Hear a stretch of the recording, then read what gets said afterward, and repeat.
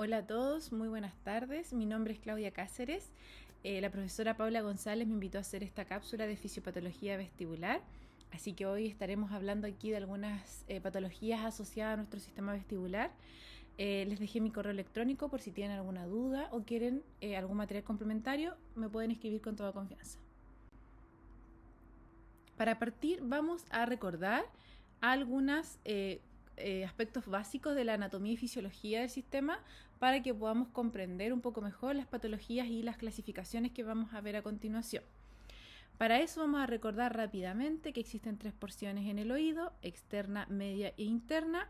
Y en la parte interna nosotros vamos a tener un órgano que está encargado de la audición, que es la cóclea, y otro que está encargado de la parte vestibular o el equilibrio, que va a estar dado por los canales semicirculares y el utrículo y el sáculo, que son los órganos otolíticos. ¿Ya? Vamos a estar hablando un poquito más en detalle de esto. También recordemos que parte de nuestro sistema vestibular o la información aferente de nuestro sistema vestibular y auditivo está encargado por el nervio vestíbulo-coclear, que va a tener una rama vestibular y una rama coclear. También recordemos que los canales semicirculares se van a dividir en anterior, posterior y lateral. Bien, vamos a partir entonces entendiendo un poco cómo funciona nuestro sistema vestibular. ¿Ya? El sistema vestibular es el encargado de informar a nuestro sistema nervioso central sobre cualquier aceleración o desaceleración angular o lineal. Y él es el que ayuda en la orientación visual mediante el control de los músculos oculares, el control del tono de los músculos esqueléticos, lo cual nos da la mantención de una postura adecuada. Por lo tanto, el sistema vestibular también nos va a entregar el equilibrio a través de los reflejos, ¿cierto? Para poder mantenernos en reposo o en movimiento, controlar la postura, regular los movimientos de locomoción u otro movimiento y proporcionar conocimiento en relación a la orientación espacial. ¿Ya? Está constituido principalmente por tres componentes: el componente visual, el componente propioceptivo y el componente vestibular, principalmente. Entonces, nuestro sistema vestibular va a estar propiciado por nuestros inputs, tanto vestibular, visual, propioceptivo, auditivo e incluso otros, y estos van a estar controlados, ¿cierto?, por nuestro sistema nervioso, donde van a generar un output o una salida, ¿cierto?, de información que puede estar relacionada con el movimiento de los ojos y con la mantención o equilibrio de la postura. Bien, entonces dijimos que el oído interno se va a dividir en dos porciones, una auditiva y una vestibular. La vestibular va a estar encargada de dos componentes principales, que son los canales semicirculares y los órganos otolíticos, que son el utrículo y el sáculo. Los canales semicirculares van a ser los encargados de todos los movimientos rotatorios de la cabeza, y los órganos otolíticos, que son utrículo y sáculo, van a detectar todos los posicionamientos, los movimientos de tipo lineal, es decir, vertical u horizontal. Entonces, el papel de nuestro sistema vestibular se va a resumir en tres funciones necesarias para mantener el equilibrio. Primero, la formación de la sensación de orientación espacial, la mantención de nuestro equilibrio corporal tanto en reposo como en movimiento, y la estabilización de la cabeza a través de las imágenes retinianas, que tienen que ver con todo el movimiento de los ojos y el reflejo vestíbulo ocular, que ya vamos a hablar un poquito más adelante de eso. También recordemos que tenemos un nervio vestíbulo coclear con una porción coclear y con una porción vestibular. El nervio vestibular se va a dividir a su vez en dos partes, en superior e inferior. El nervio vestibular inferior va a inervar la mácula del sáculo, del utrículo, la cresta ampular del canal semicircular horizontal o lateral y la cresta ampular del canal semicircular anterior. A su vez, el nervio vestibular inferior va a inervar parte de la mácula sacular y va a inervar la cresta ampular del canal semicircular posterior. A modo de recordatorio, vamos a revisar nuevamente que tenemos un laberinto membranoso y un laberinto óseo. Y en estos dos laberintos vamos a encontrar dos líquidos. La perilinfa va a estar entre la pared ósea y el laberinto membranoso, y la endolinfa dentro del laberinto membranoso, ¿ya? También tenemos que recordar que vamos a tener órganos receptores de los movimientos. En el utrículo y el sáculo se van a llamar máculas, y en los conductos semicirculares se van a llamar crestas ampulares, que son las que podemos ver acá con esta formación un poquito más engrosada, ¿ya? Bien, como dijimos recién, la cresta ampular, ¿cierto? O las ampollas van a estar en los conductos semicirculares, van a estar dadas por unas células de sostén, ¿cierto? Que van a mantener la postura de las células vestibulares, que son las encargadas de toda la información del movimiento, y vamos a tener este cilio que va a estar inmerso en una sustancia gelatinosa que se llama cúpula, que es la que vemos acá, ¿ya? Por otro lado, el utrículo y el sáculo se van a mover de manera lineal, ¿cierto? Ya lo habíamos dicho. El utrículo va a procesar toda la información de tipo horizontal y se va a disponer en la parte más externa del utrículo. En cambio, el sáculo está procesando toda la información de tipo vertical y se encuentra más hacia la pared medial, ¿ya? Aquí vamos a encontrar células de sostén, los cilios, y acá tenemos las otoconias u otolitos. Estos otolitos que vamos a encontrar aquí también van a estar por sobre esta sustancia gelatinosa que también existe en la mácula, y van a ser unas pequeñas estructuras de calcio que van a estar adheridas a la mácula, y cuando se desplazan o se escapa uno, vamos a tener un problema vestibular que ya vamos a hablar un poquito más adelante.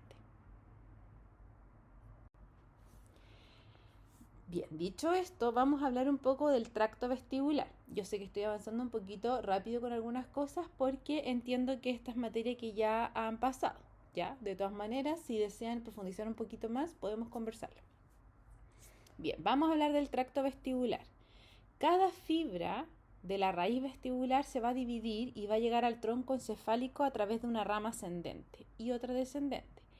Todo esto va a constituir el tracto vestibular.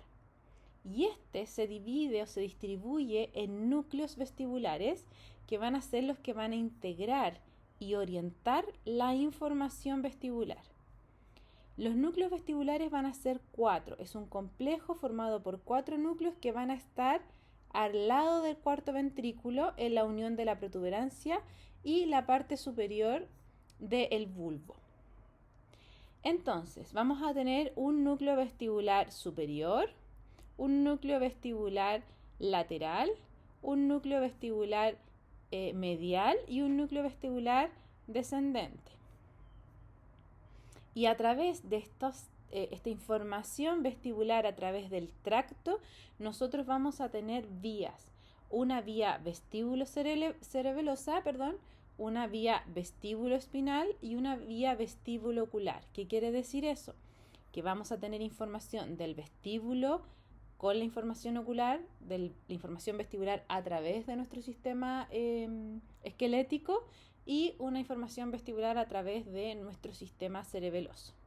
Bien, aquí se encuentran entonces las 3 vías que hablábamos recién. La vía vestíbulo-espinal, que va a estar propiciada a través del reflejo vestíbulo-espinal, cumple un papel súper importante en relación a los movimientos que realiza nuestro cuerpo, sobre todo cuando los ojos están cerrados, ¿ya? Porque cuando cerramos los ojos existe una muy pobre entrada propioceptiva, y a través del input de la información vestibular espinal yo voy a poder saber en qué posición me encuentro a pesar de no tener los ojos abiertos.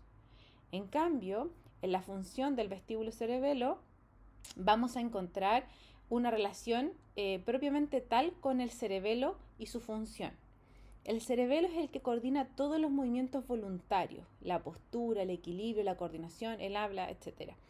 Y esto hace que toda la información que yo mando a través de mi estímulo vestibular podamos procesarla de una manera correcta y mantener todo la posición en la que estamos a través del input vestíbulo cerebeloso. En relación al vestíbulo ocular, va a estar dado principalmente por un reflejo que se llama el VOR o reflejo vestíbulo ocular, ¿ya? Y lo que pasa con este VOR es que a través de los movimientos oculares el cerebro es capaz de controlar la posición de la cabeza y el cuello. Por ejemplo, si yo necesito hacer un cambio de postura rápida porque hay algún obstáculo en el camino, a través de la información o el input vestíbulo ocular, yo voy a poder modificar rápidamente lo que necesito con respecto a ese obstáculo que tengo en el camino. Bien, ahora vamos a entrar con información un poquito más propiamente tal de las patologías del sistema vestibular.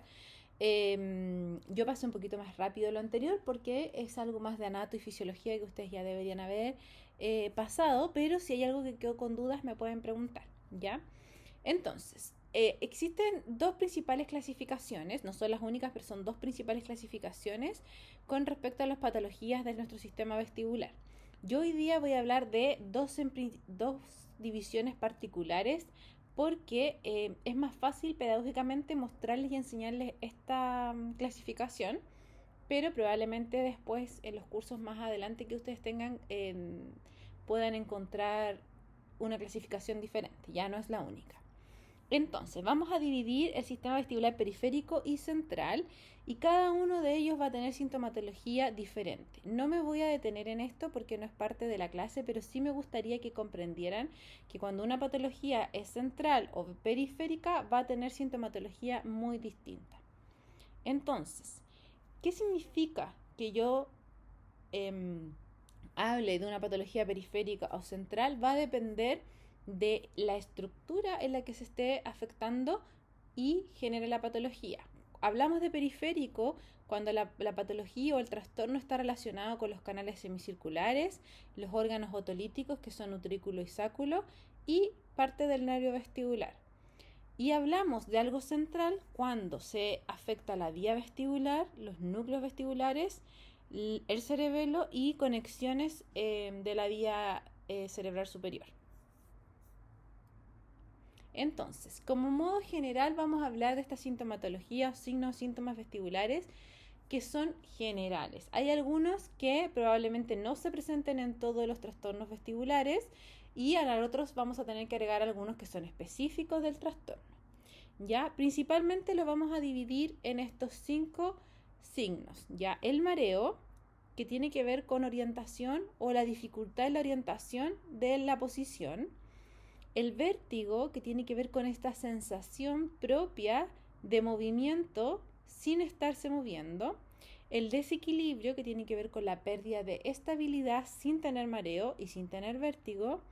El nistagmo, que son estos movimientos involuntarios de ojo, que ya se los voy a mostrar un poquito más adelante, y que son coordinados e involuntarios.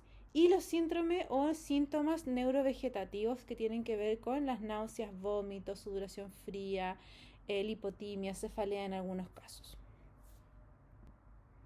Bien, ¿cuáles son las causas y consecuencias generales de los trastornos vestibulares? Estos son realmente generales porque hay algunos que son más específicos.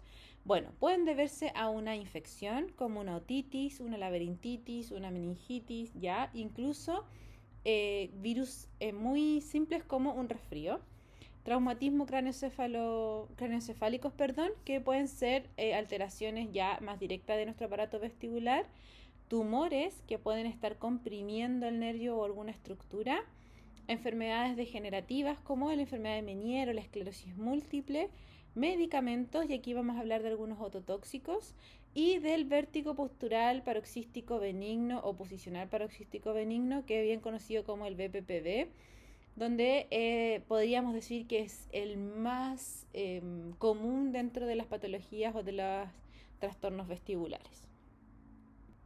Bien, vamos a partir entonces con el BPPV, ¿cierto? Que yo les dije recién que es una de las causas más comunes de vértigo, es una de las patologías donde si hay un vértigo es de la principal que se sospecha, ¿ya?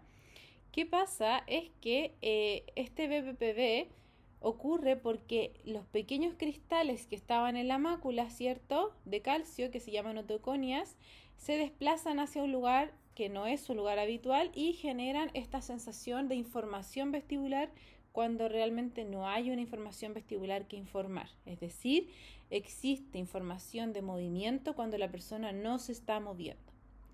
¿Sí? El 22% de estos vértigos puede producirse después de un golpe, una caída o algún accidente de tráfico.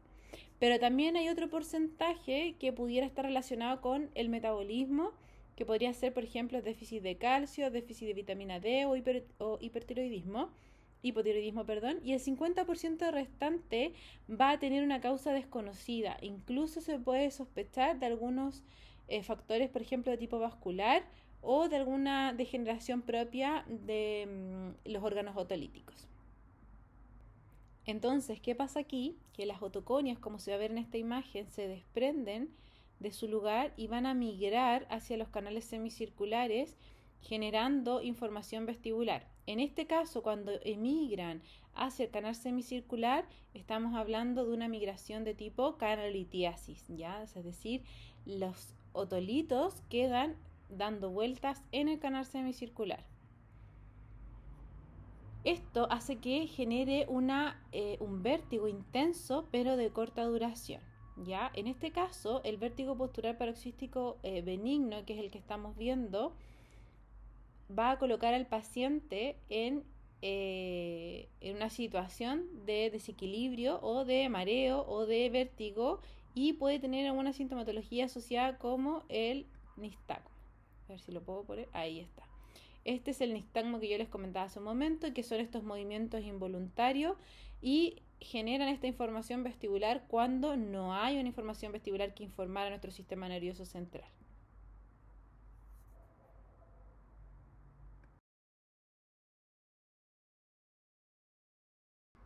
Bien, en el vértigo postural paroxístico benigno vamos a tener dos principales tipos, que son la canolitiasis y la cupulolitiasis.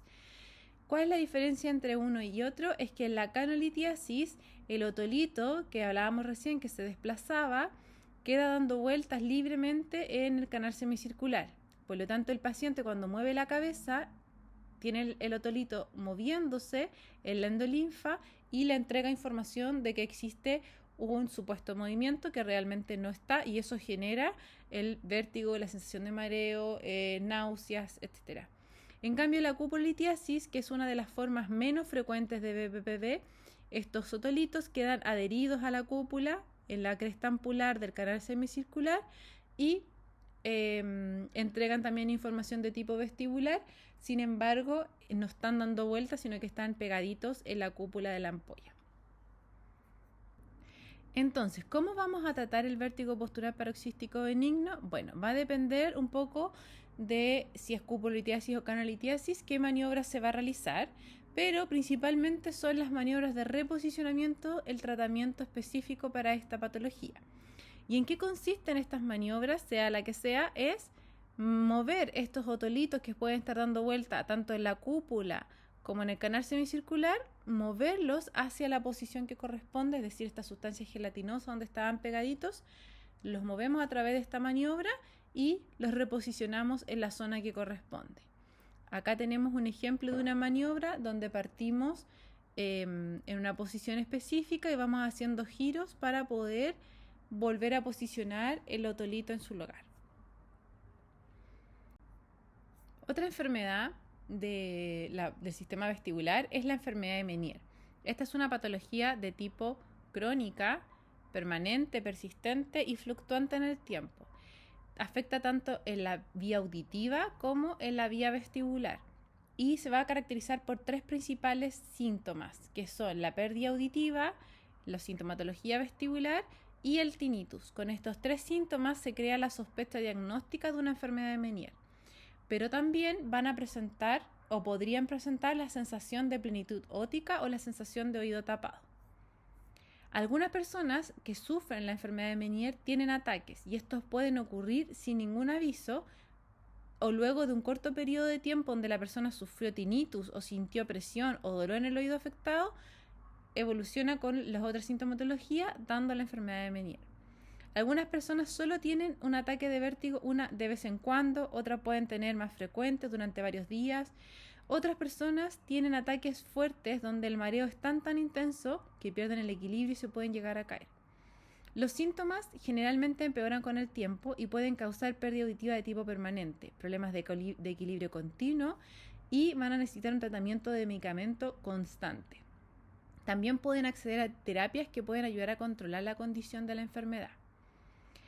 La enfermedad de Meniere es crónica, es decir, que no desaparece. Sin embargo, puede tener lapsos de meses, incluso años, donde no van a tener ninguna sintomatología, pero eventualmente esta puede volver. Entonces, ¿qué es lo que hace el médico? Es generar tratamientos medicamentosos, ¿cierto? U otros tratamientos de tipo paliativos para evitar la sintomatología de vértigo en casos que sean muy graves. Pero como es una patología de tipo crónica y donde no tenemos todavía mucha información con respecto a la causa de esta, no existe una cura. Entonces, ¿qué pasa con la fisiopatología del Meniere? Bueno, hay varias teorías en relación a fisiopatológicamente cómo se evoluciona esta patología de Meniere, enfermedad de Meniere, que también la van a conocer como hidropesía endolinfática, ¿ya? O hidrops endolinfático, que sugiere que hay un aumento anormal del volumen del líquido endolinfático, ¿ya? Acuérdense que el líquido endolinfático lo vamos a encontrar en nuestros laberintos en el oído interno. Esto va a generar que cause, ahí vemos, un aumento, esto es un oído normal, y aquí vemos un aumento del líquido endolinfático y va a generar una distensión que va a alterar todas las funciones de las células ciliadas de tipo vestibulares y auditivas. Por lo tanto, vamos a tener una afectación en estas dos zonas. Todo esto conduce a una sintomatología característica de la enfermedad, que ya dijimos, la triada. Otras teorías que han propuesto en relación a la fisiopatología de la enfermedad de Meniere es la vasoconstricción endolinfática, donde se ha sugerido que hay episodios de vasoconstricción en los vasos sanguíneos que irrigan el oído interno y pueden contribuir a esta hidropesía endolinfática. Otra teoría es la inflamación, donde algunos estudios han encontrado que hay evidencia de inflamación del oído interno con estos pacientes de enfermedad de Meniere, lo que se sugiere que estos procesos inflamatorios podrían ser un papel importante en el desarrollo de la enfermedad. Y hay algunas otras teorías que hablan de las alteraciones inmunológicas, donde se ha propuesto que hay algunos mecanismos autoinmunes que sean posibles factores desencadenantes de esta enfermedad. Por otro lado, sí se ha identificado que existe una predisposición genética en la enfermedad, es decir, que hay un factor genético que influye muy importantemente en la susceptibilidad de desarrollar esta enfermedad. Bien, ¿cuál es la causa del Meniere? Desconocida todavía. Se cree que tiene que ver con varios niveles de mezcla de líquido en los canales del oído interno. Por lo tanto, al ser desconocido, los doctores van a diagnosticar esta enfermedad en relación a varios aspectos: el examen físico, la historia clínica, la sintomatología. También se genera una prueba de audición que es necesaria para examinar y ver cuán afectada está la audición. Los expertos también han identificado que no hay una sola condición que cause demasiada endolinfa o la acumulación de demasiada endolinfa, pero sí hay posibilidades que podrían estar relacionadas o que podrían influenciar esta acumulación, como las alergias, la infección, una lesión en la cabeza, migrañas, un bloqueo en el oído interno que impide este drenaje de la endolinfa, ¿ya? Sin embargo, esto sigue siendo un enigma todavía, por lo tanto se va tratando de manera más sintomatológica. Bien. ¿Cuáles son los síntomas principales? Bueno, el vértigo, los problemas de audición, que pueden ser fluctuantes también de acuerdo a la cantidad de líquido que vaya acumulando el usuario, el tinnitus y la sensación de presión o de plenitud óptica. En este caso, el vértigo lo pueden sentir como si el mundo girara alrededor de ellos, incluso cuando están quietos, y eso puede generar caídas, ¿ya? En relación a la pérdida de audición, puede ser que el problema de audición sea durante la crisis de vértigo o que se mantenga post la crisis de vértigo. Por lo tanto, es muy fluctuante en relación a cada uno de los usuarios y puede fluctuar de acuerdo en el mismo usuario de las crisis que haya tenido. Lo que sí es sabido es que si esta crisis de tipo Meniere no son tratadas, sí pudieran generar una pérdida de audición irreversible. El tinnitus puede sentirse en uno o en dos oídos, eso va a depender un poco de las características de cada uno, y muchas de las descripciones que dicen las personas que tienen dificultad de Meniere, que es como una sensación de zumbido de una máquina o un silbido, o como si uno se pusiera una concha marina en el oído y la sensación que se escucha al ocluir, etc. Y bueno, la presión, que es la sensación de plenitud óptica que habíamos hablado, o la sensación de oído tapado, pero sin tener una prueba de oído medio alterada, es decir, solamente es una sensación. ¿Cuáles son los factores de riesgo de la enfermedad de Meniere? La edad principalmente, porque no siempre, pero suele afectar a personas entre 40 y 60 años. El sexo o el género, que tiene que ver con, se ha demostrado que es más propenso en las mujeres que en los hombres. La genética, que tiene alrededor de un 7 al 10% de antecedentes familiares en relación al trastorno. Y la información autoinmune, que demuestra también que es probable que desarrolle la enfermedad de Meniere si tiene alguna de las condiciones. ¿Ya? ¿Cuáles son algunas de estas? Artritis, lupus, espondilitis, etc. Ese tipo de cosas que pudieran generar algún factor de riesgo. Sin embargo, como les dije, es algo que está en proceso. Bien, ¿cómo diagnosticamos? Finalmente lo que tenemos que hacer es un examen auditivo, una batería auditiva donde tiene audiometría, impedanciometría, prueba de función tubaria, pruebas de discriminación de la palabra, baterías de pruebas vestibulares, ya que vamos a ver un poquito más adelante, les voy a mostrar una que se llama el octavo par, que es la principal que utilizamos.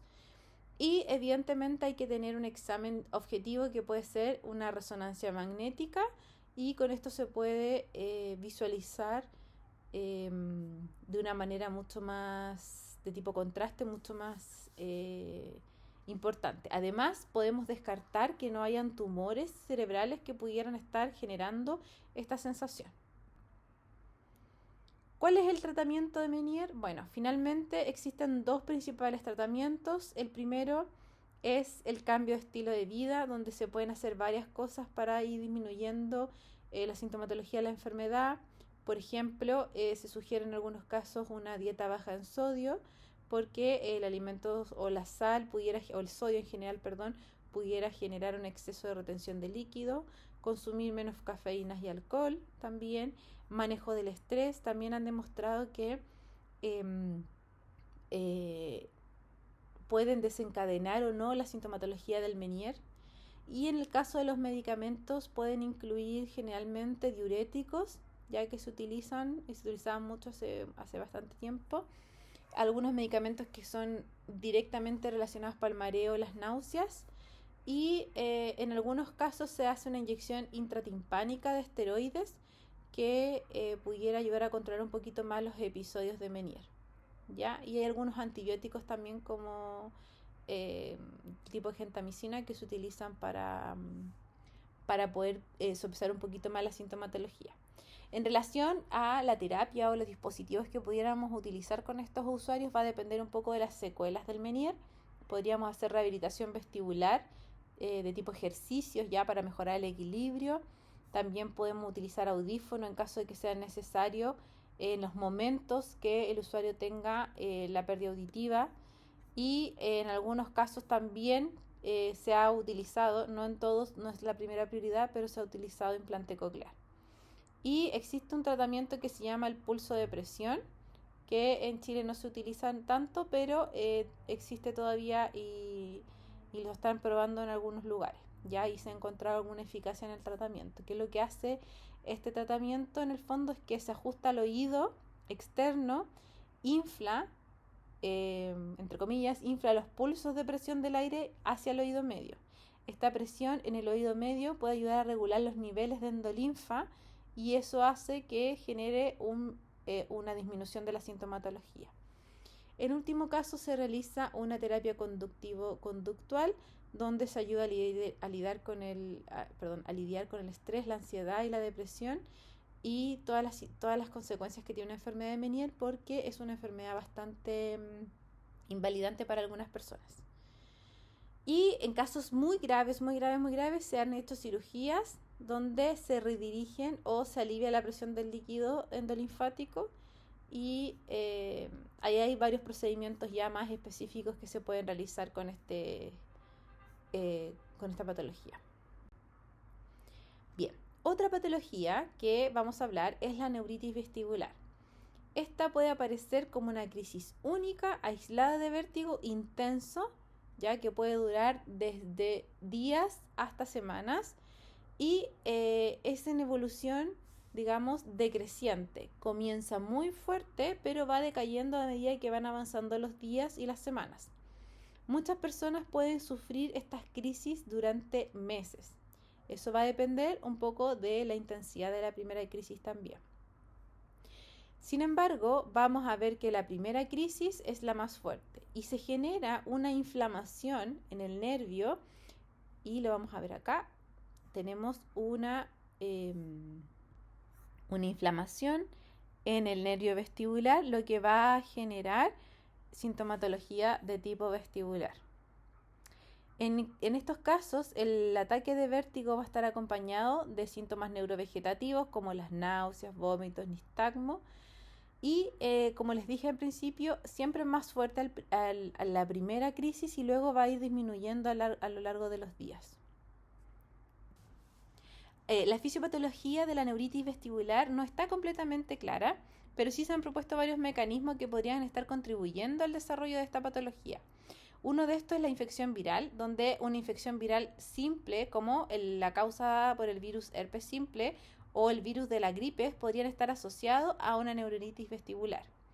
En este caso, vaya a ser una salvedad que se puede llamar neuronitis o neuritis. La van a encontrar con los dos nombres.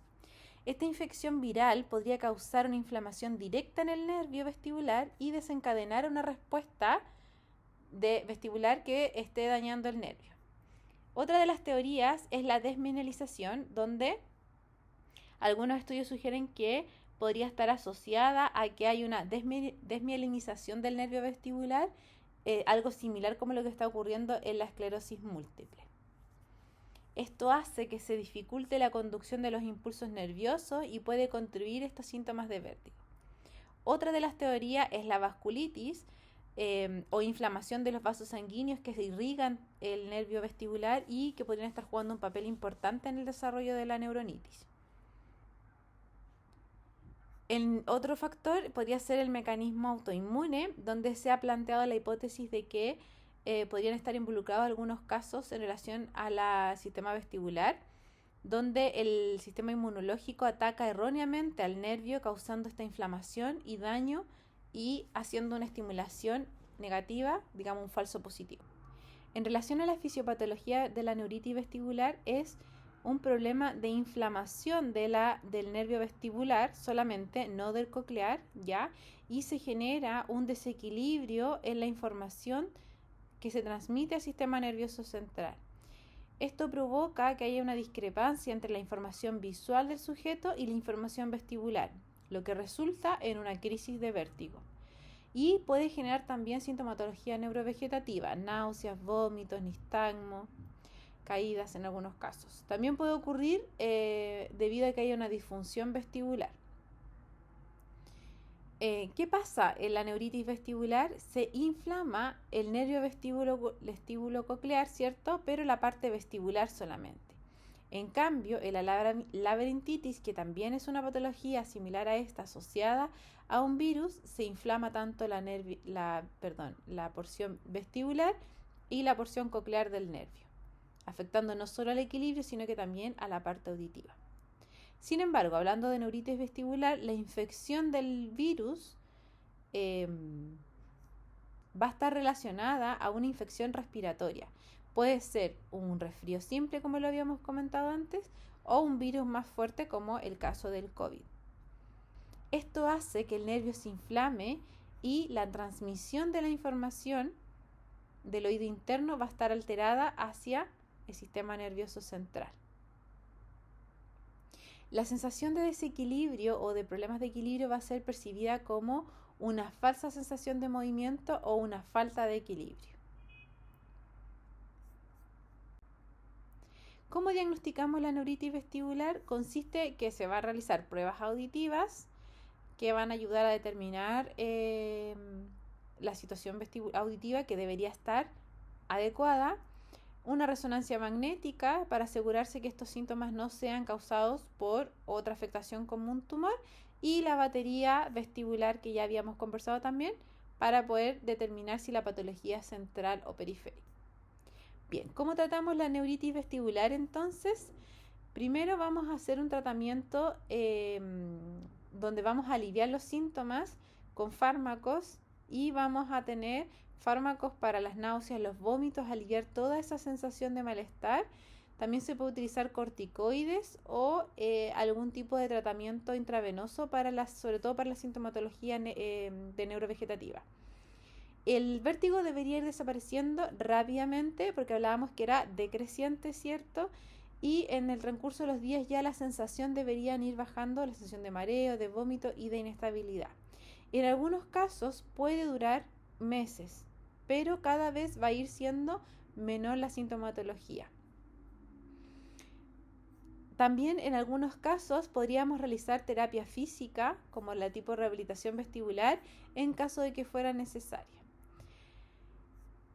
Finalmente, otra solución podríamos recurrir a la cirugía, pero esto ya es en casos bastante graves porque se hace un corte en el nervio para eliminar la información vestibular, pero esto conlleva otras alteraciones importantes. Por lo tanto, es el último recurso que se utiliza. Bien, vamos a hablar ahora entonces de la migraña vestibular, que es una afectación neurológica compleja que se caracteriza por episodios recurrentes de vértigo asociados a sintomatología típica de la migraña como el dolor de cabeza. Además pueden tener náuseas, fotofobia o fonofobia.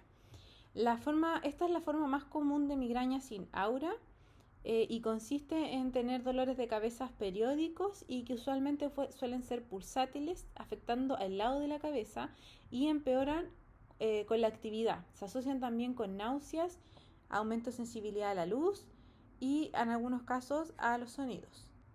La sintomatología más característica de este cuadro es dolor de cabeza tipo migraña, acompañado también con crisis de vértigo, y muchas veces este vértigo puede suceder en ausencia de la cefalea. Las crisis de vértigo van a ser recurrentes, pueden durar desde algunos segundos, horas, y pueden aparecer tanto con cambios posturales como de la nada. Es común que esté acompañado a intolerancia de los sonidos y de la luz, y en algunos casos pueden aparecer tinnitus o acúfenos asociados.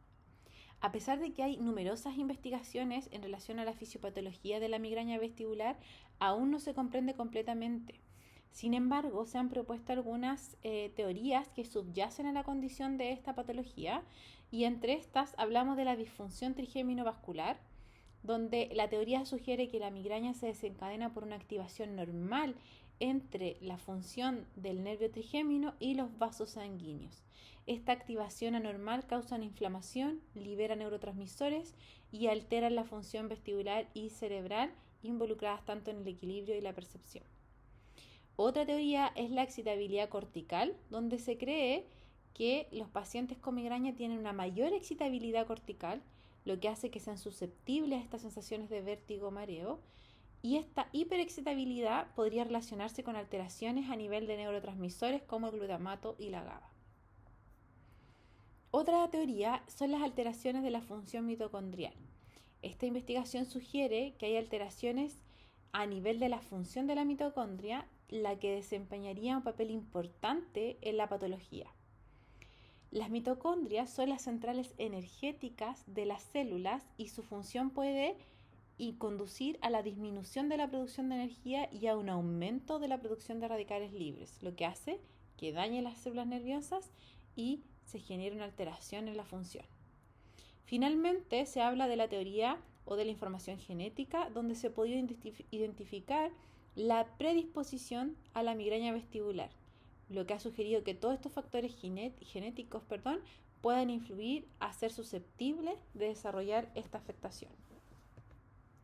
¿Qué causa finalmente entonces la migraña vestibular? Bueno, ciertas situaciones pueden favorecer o no a la aparición de la crisis. Lo que más se ha relacionado con la migraña vestibular son el periodo premenstrual, por ejemplo, alteraciones del estrés, sueño deficiente, ingesta de algunos alimentos, algunos de los consumos de bebidas alcohólicas, fumar, por ejemplo, etcétera. Esas son como las principales causas que podríamos encontrar. ¿Y cuál es el tratamiento finalmente entonces que se realiza en este caso? Bueno, van a ser medicamentos específicos relacionados también con el control de la dieta y evitar los factores desencadenantes que pudieran propiciar al usuario con una alteración de tipo migraña. Entonces, como todavía las causas de la migraña no siempre son tan claras, van a existir algunos lineamientos que podrían relacionarnos a la afectación. Primero, la Sociedad Internacional de Cefalea propone estos puntos. Primero, que sea una migraña actual o antecedentes de la misma, sintomatologías moderadas o graves que duren de 5 a 72 horas, 50% de los episodios deben suceder con una migraña, alteraciones visuales o molestia de los sonidos o la luz, y al menos 5 episodios de cualquier sintomatología vestibular solo o junto con una migraña. Esto es lo que proponen para entregar un diagnóstico de migraña vestibular. Bien, vamos a pasar ahora a la fístula perilinfática. Esto ocurre cuando existe un defecto en la pared que separa el oído medio del oído interno. Entonces, ¿qué pasa? Que se produce una variación en la presión entre el oído medio y el oído interno, y esto hace que rápidamente provoque sintomatología asociada. Estos síntomas tienen que ver con el vértigo, el mareo, el vómito o la sensación de oído pleno o de plenitud óptica.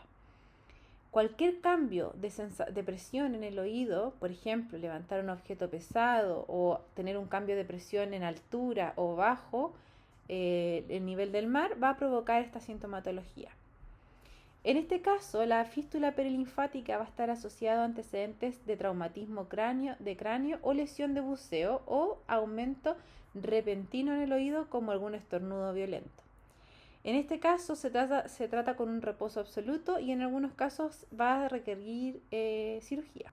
La fístula perilinfática es una condición del oído interno que se produce cuando existe una comunicación anormal entre el espacio perilinfático que rodea el laberinto membranoso y el oído medio. Esta conexión permite que el líquido perilinfático se filtre, alterando la presión y el funcionamiento normal del oído interno.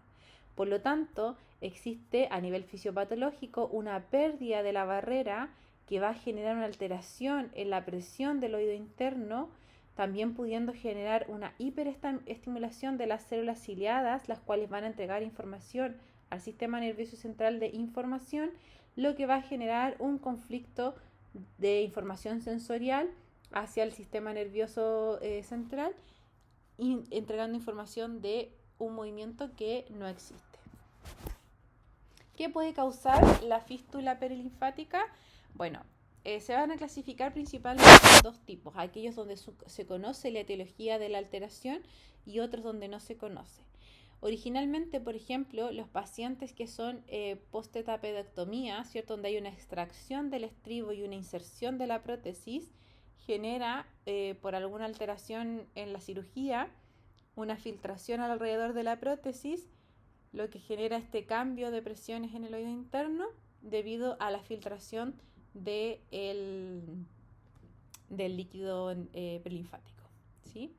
Sin embargo, las causas de esto pueden ser el trauma de la cabeza, por ejemplo, un traumatismo en el oído, las cirugías, el barotrauma, un tímpano perforado, por ejemplo, o la exposición a ruidos fuertes cerca del oído como una explosión o un disparo. ¿Cuáles son los síntomas al tener un cambio de presión en el oído medio versus el oído interno, ¿cierto? Van a tener una sensación como de plenitud, de oído tapado, como la sensación que a uno le da cuando sube una cuesta, por ejemplo, o cuando sube en el avión. Cuando hay fístula y se producen estos cambios, va a haber una activación en la alteración del equilibrio y eso va a generar una información vestibular errónea. Por lo tanto, podría haber una pérdida de la estabilidad, como mareos o vértigos. También puede estar asociada a una pérdida auditiva de tipo repentina o intermitente debido a esta sensación, a estos cambios de presión. También puede estar asociado sintomatología neurovegetativa, como las náuseas o mareos, y en algunos casos vamos a tener cinetosis, que ya la vamos a ver un poquito más adelante, la pérdida de memoria y dolores de cabeza también o zumbidos en los oídos. ¿Cómo se diagnostica entonces la fístula perilinfática? Bueno, puede ser complicado porque va a requerir de una evaluación muy importante, sobre todo si hay una causa desconocida, pero principalmente vamos a realizar el examen físico, que en este caso lo va a realizar un médico, y vamos a realizar nosotros pruebas de audición, pruebas vestibulares, y se va a solicitar también una prueba de resonancia magnética para poder objetivizar un poco más el diagnóstico. Y en este caso podemos pedir una prueba de fístula donde se hacen cambios de presión de aire en el oído medio, donde vamos a provocar la sintomatología y ver si confirma o no el diagnóstico. En el caso del tratamiento va a depender de la causa y de la gravedad de los síntomas. Pero algunas de las opciones son los medicamentos para controlar la sintomatología, el reposo para evitar algunas actividades que pudieran generar los cambios de presión, cirugías para cerrar esta fístula y hay que recordar que esta patología no es una causa, no va a causar un daño permanente en el oído, pero sí es importante hacer la cirugía a tiempo para poder evitar toda la sintomatología. Y en este caso, la cirugía probablemente sea el tratamiento más efectivo para la sintomatología. Bien, vamos a hablar de los tumores del ángulo pontocerebeloso, que vamos a encontrar el más frecuente en el neurinoma del acústico, que se origina realmente en el nervio vestibular. También lo pueden escuchar o encontrar como schwannoma vestibular. Ya vamos a ver por qué es schwannoma. Estos van a producir una patología de tipo otológica donde va a lesionar este sistema y pueden alterar la sintomatología y las sensaciones de vértigo. En algunos casos, cuando la compresión del nervio es muy grande, puede generar también dificultades a nivel auditivo. La causa exacta del neurinoma del acústico se desconoce. Miren en este caso acá, la compresión del tumor se puede observar. Como les decía, la causa del neurinoma acústico se desconoce, pero se cree que es resultado de una mutación genética de las células de Schwann. Por eso el nombre de schwannoma. Esta mutación hace que las células crezcan de una forma tan descontrolada formando este tumor. Y a nivel fisiopatológico, el crecimiento tumoral va a desarrollarse lentamente y a medida que crece va comprimiendo nervios cercanos, incluyendo el nervio vestibulococlear, generando una sintomatología asociada a la pérdida auditiva si es que comprime la parte auditiva, vértigo, desequilibrio comprimiendo en la parte vestibular, y en algunos casos puede comprimir tanto otros nervios, provocando otras sintomatologías como dolor de cabeza, tinnitus, debilidad facial e incluso entumecimiento.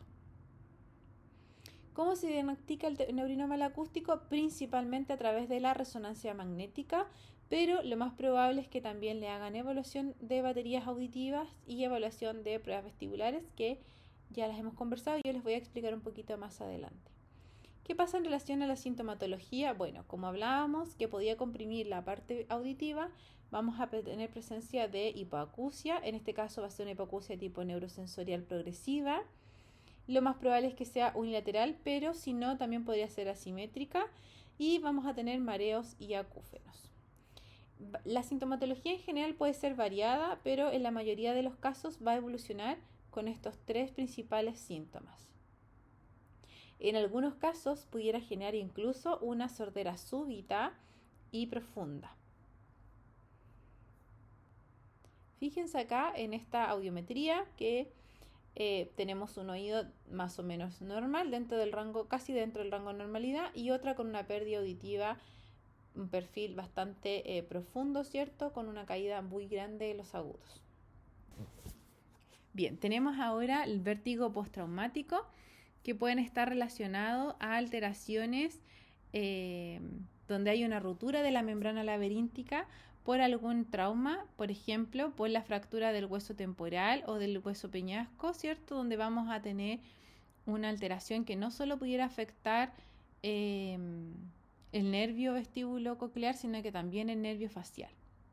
Dependiendo de la afectación y del daño del trauma, vamos a tener la sintomatología asociada, si puede ser solo vestibular o asociada también a una hipoacusia.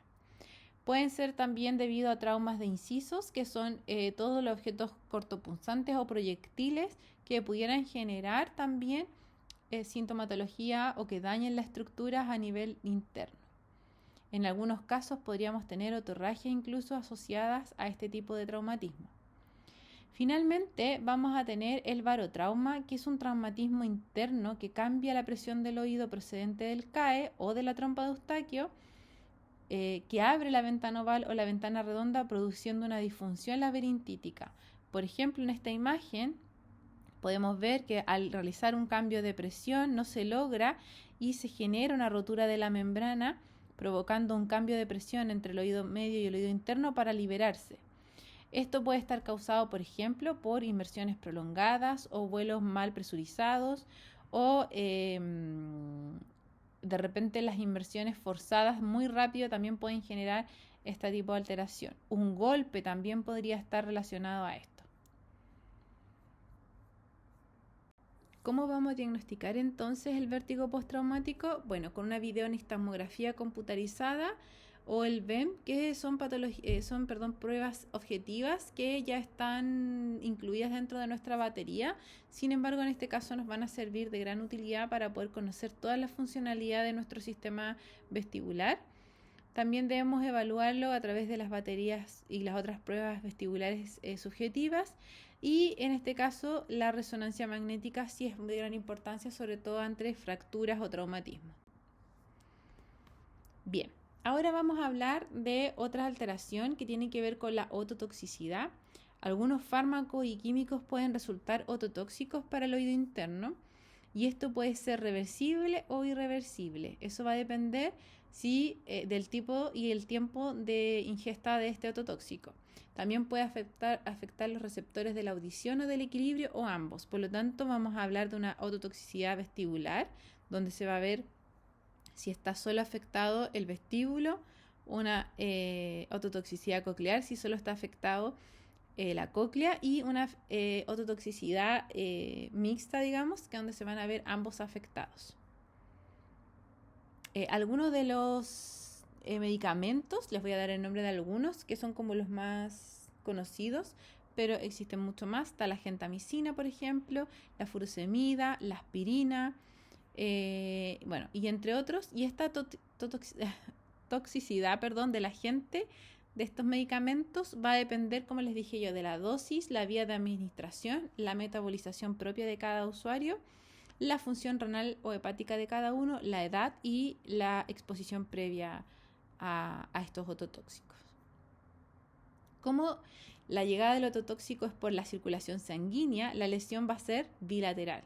Por lo tanto, una alteración bilateral vestibular por ototoxicidad no va a tener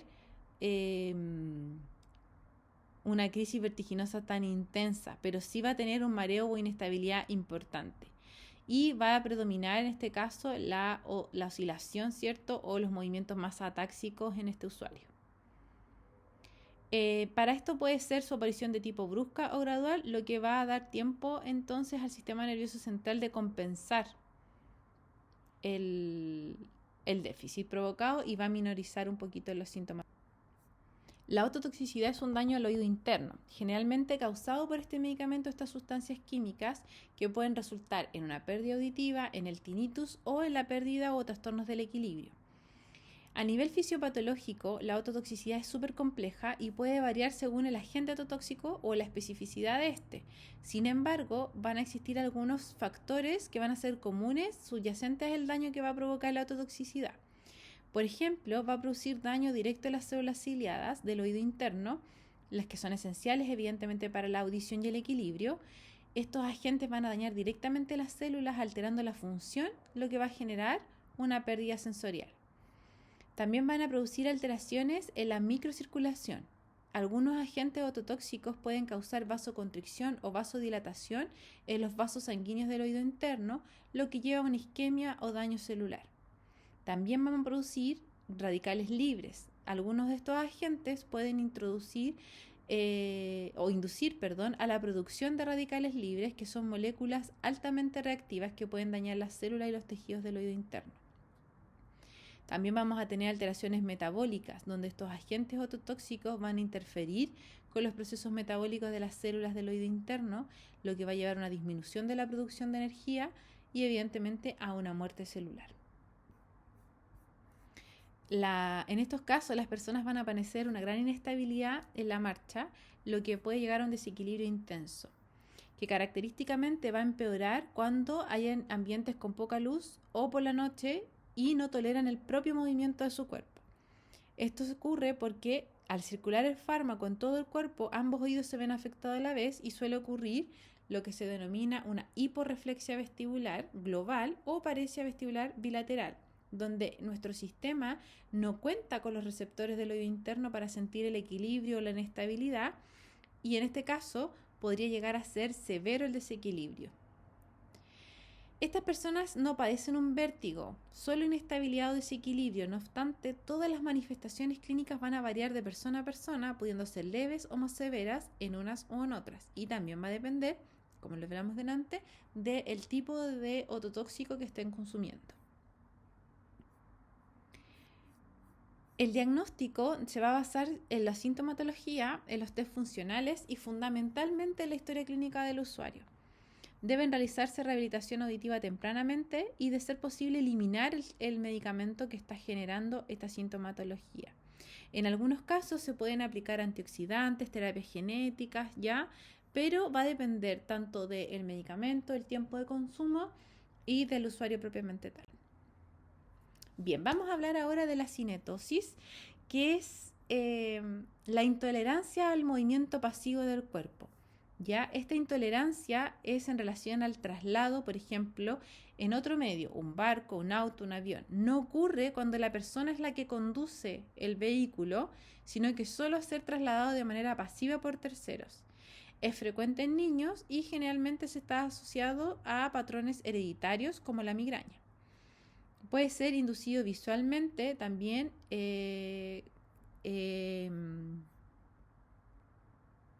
También a algunos estímulos intensos de manera visual, como algunos juegos. Bien, ¿qué pasa en relación a la cinetosis que hablábamos recién y al mal del desembarco, que también lo pueden encontrar con ese nombre? En este caso, el mal de desembarco ocurre cuando nuestro sistema del equilibrio se ha adaptado a este movimiento que no es familiar, por ejemplo, el vaivén de un barco, y cuando descendemos en tierra nos cuesta la readaptación a la falta de este movimiento. Y esta sensación puede durar días, incluso meses, y en algunas personas puede durar años. Bien, ¿qué pasa con la fisiopatología? No hay muchos acuerdos que van a relacionarse con estos mecanismos fisiopatológicos.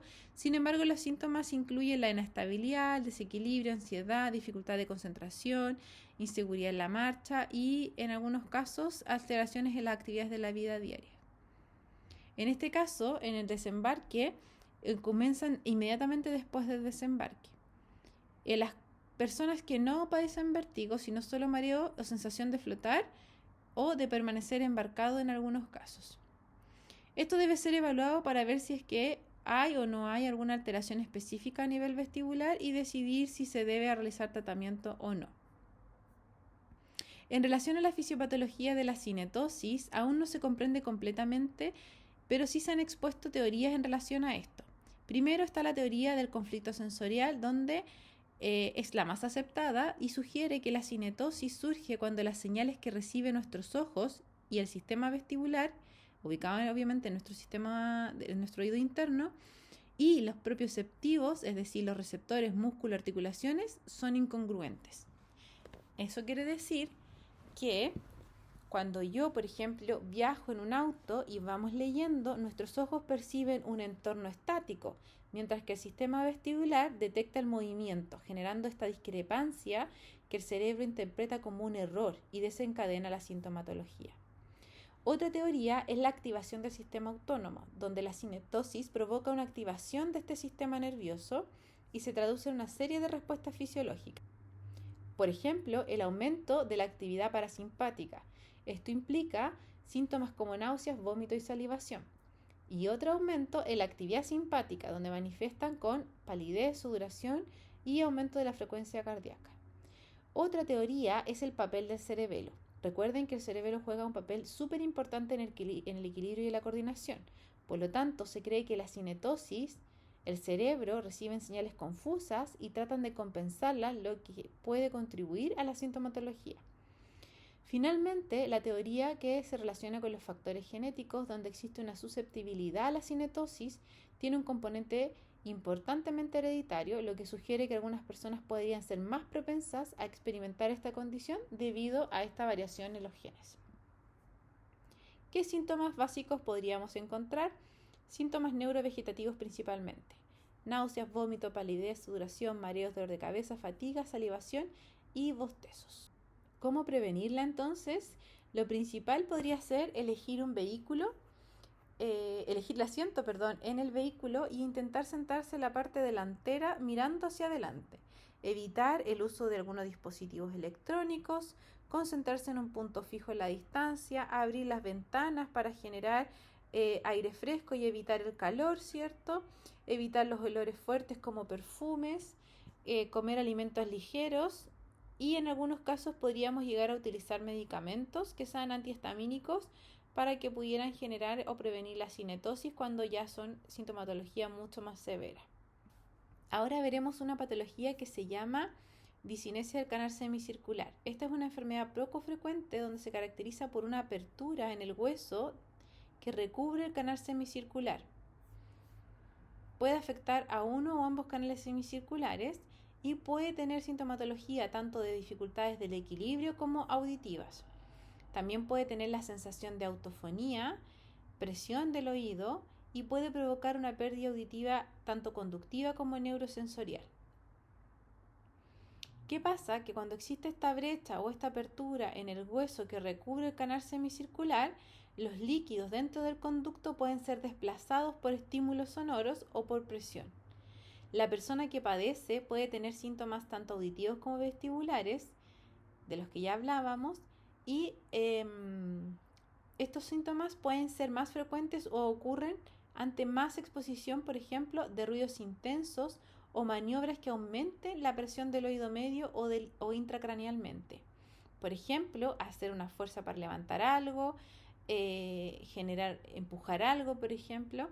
También pueden ocurrir la sensación de inestabilidad constante y sentir que los objetos se mueven al ritmo de mi propio pulso. También pueden sentir una sensación de pérdida auditiva o molestia ante determinados sonidos. Y esta sensación de autofonía muchas veces puede generar molestias en los usuarios. ¿Qué pasa a nivel fisiopatológico con esta dehiscencia del canal? Acá tenemos el hueso temporal, acá tenemos el canal semicircular y acá tenemos esta brecha que existe en esta zona entre el hueso y el canal semicircular. A nivel fisiopatológico se crea una tercera ventana. Recordemos que nosotros tenemos dos ventanas en el oído interno, la ventana oval y la ventana redonda, y esta dehiscencia hace que se genere una tercera ventana en el oído interno, lo que hace es que genere una alteración en el equilibrio de presiones y la función normal de estos canales semicirculares. ¿Qué consecuencias pudiera provocar? Hiperestimulación del sistema vestibular, donde los sonidos, los cambios de presión y los movimientos de cabeza pueden transmitirse directamente hacia el líquido endolinfático del canal semicircular a través de esta dehiscencia y va a provocar una hiperestimulación de las células ciliadas y una señalización anormal hacia el cerebro. También podría producir vértigo inducido por sonidos, que es el fenómeno conocido como fenómeno de Tulio. Los sonidos en este caso pueden desencadenar un vértigo debido a esta vibración directa en el líquido endolinfático a través de esta dehiscencia. La autofonía, que ya lo habíamos conversado, es la sensación de escuchar su propia voz, donde la puede percibir como amplificada y resonante debido a la transmisión de estas vibraciones a través de la disinesia. Finalmente, tenemos la hipoacusia fluctuante, que en algunos casos los pacientes pueden presentar una pérdida auditiva fluctuante, especialmente en las frecuencias bajas. Todo esto debido a esta dehiscencia que se produce en esta parte del canal semicircular. ¿Cómo se realiza el diagnóstico?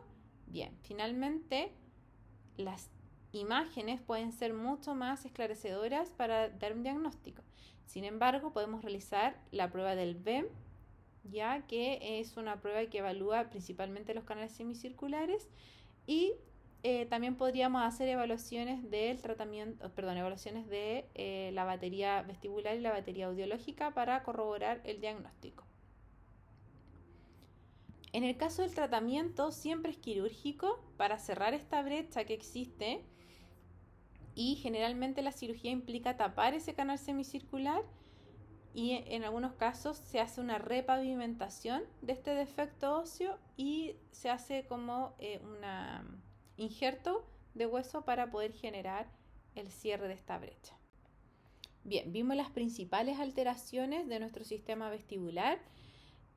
Vimos también algunas de las fisiopatologías, cómo se relacionan estas fisiopatologías con nuestro sistema vestibular, pero quiero dejarles acá algunas de las cosas principales que ustedes tienen que hacer a la hora de hacer una evaluación de tipo vestibular.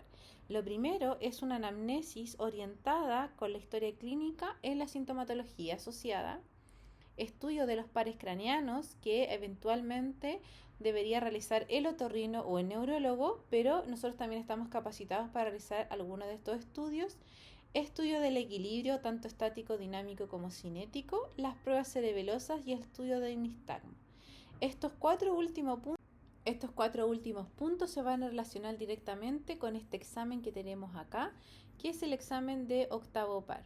Aquí vamos a encontrar el estudio de los pares craneanos, el estudio del equilibrio estático, dinámico y cinético, y el nistagmo provocado, que va a ser el nistagmo asociado a la posición y el nistagmo asociado a la estimulación calórica. ¿Ya? Se los dejo aquí para que lo reconozcan, sin embargo no es tema de la clase. Finalmente, hablamos de algunos exámenes que podíamos realizar en el sistema vestibular en relación a las dificultades del equilibrio, ¿ya? Y para eso tenemos algunos exámenes como la pustorografía, la evaluación calórica, el HIIT, ya son algunas de las que podrían servirnos para determinar dónde está la alteración, ¿ya? Yo les hablé de los BEM, que son los que están acá, donde podríamos evaluar y determinar si existe una alteración en los órganos otolíticos, que son el utrículo y el sáculo, pero también tenemos estas otras pruebas que podrían entregarnos información directamente con respecto a los canales semicirculares y así orientar de mejor manera el diagnóstico de este usuario. Muy bien, muchas gracias por su atención. Espero que esta clase haya sido de su agrado. Tienen por cualquier duda, cualquier cosa, mi correo electrónico. Siéntanse la libertad de escribirme si tienen alguna duda en particular. Eso, que estén muy bien y suerte en lo que queda del semestre.